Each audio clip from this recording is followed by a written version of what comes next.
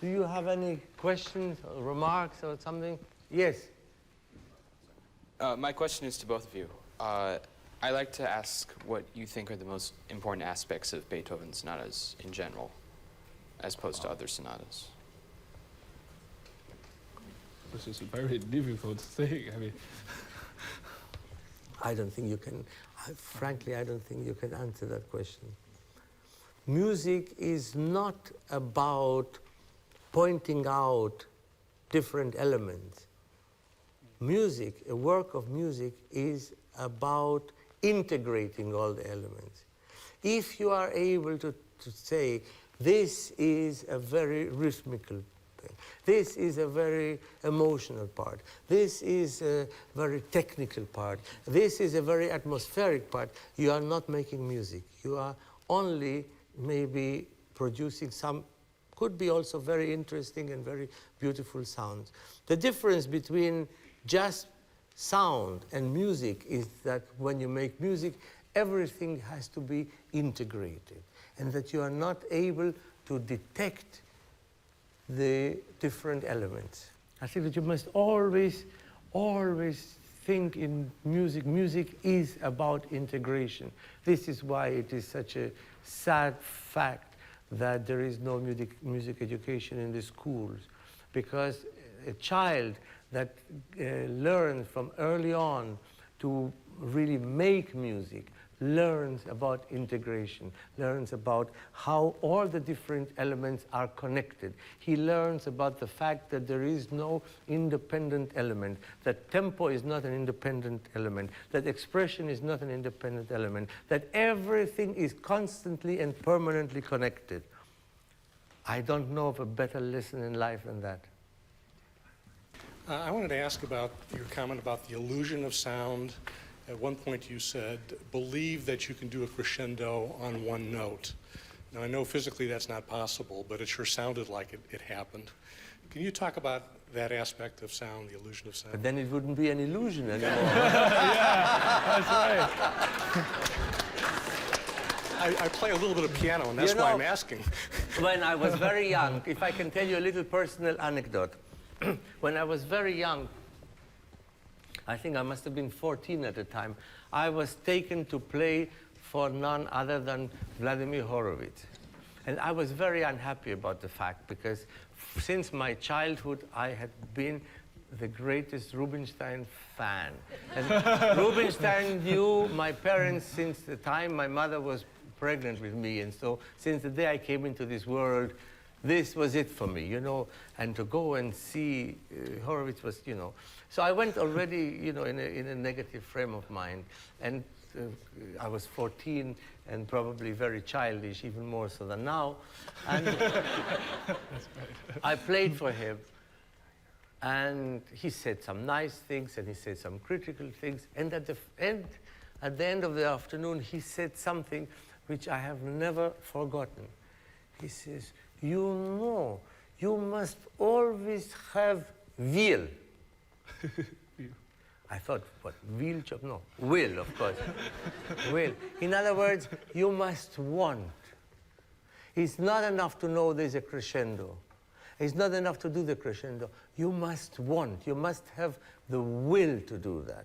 And if you have the will to express things, to bring everything that you know and feel to this expression, and you have knowledge and are conscious of the laws of nature and the laws of the functioning of sound, then you create the illusion.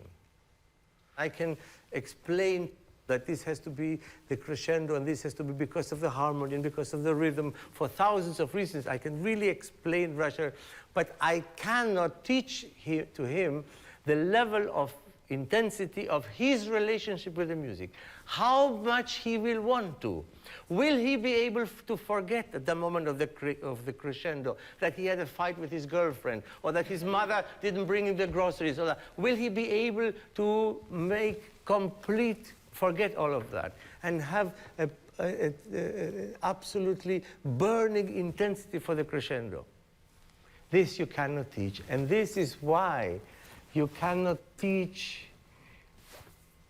what you would call the miracle of the music, because this is beyond the physics.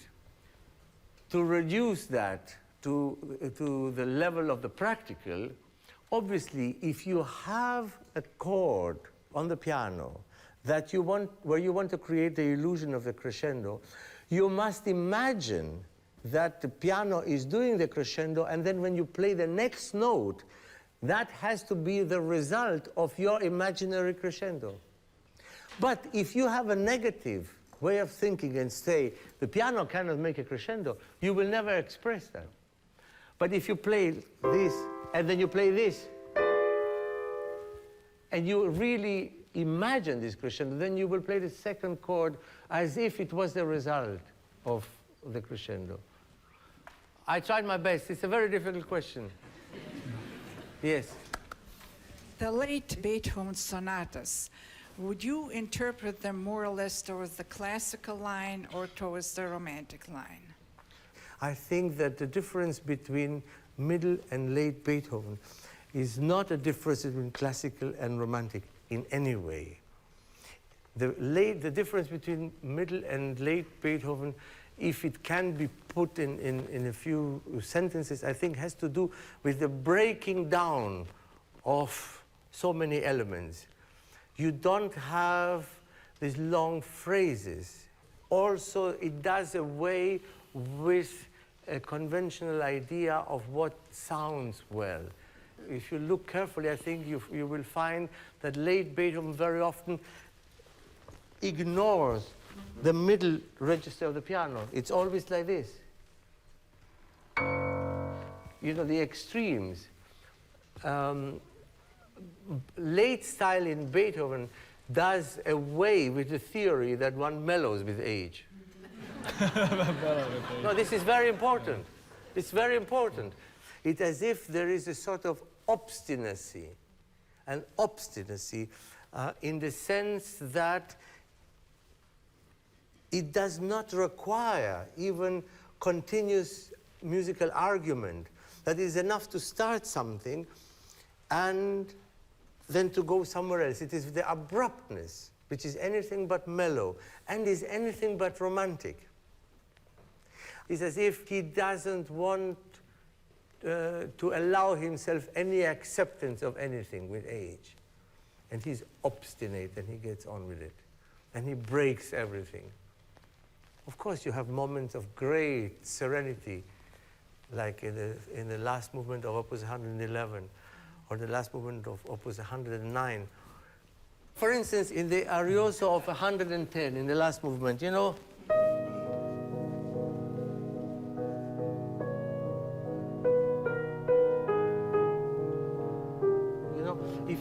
if you listen to the music like this, this could be out of middle Beethoven. There's nothing late about it.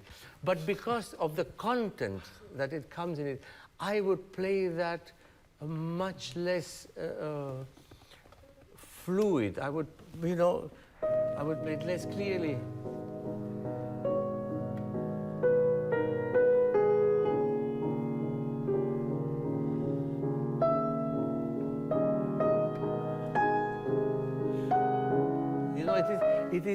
It is more broken, even within the long line. It is more broken in the feeling of it, and you get this very extreme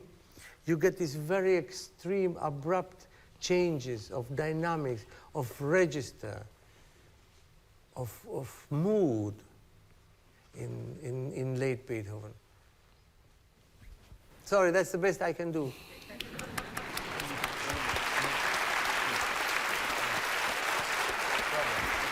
No.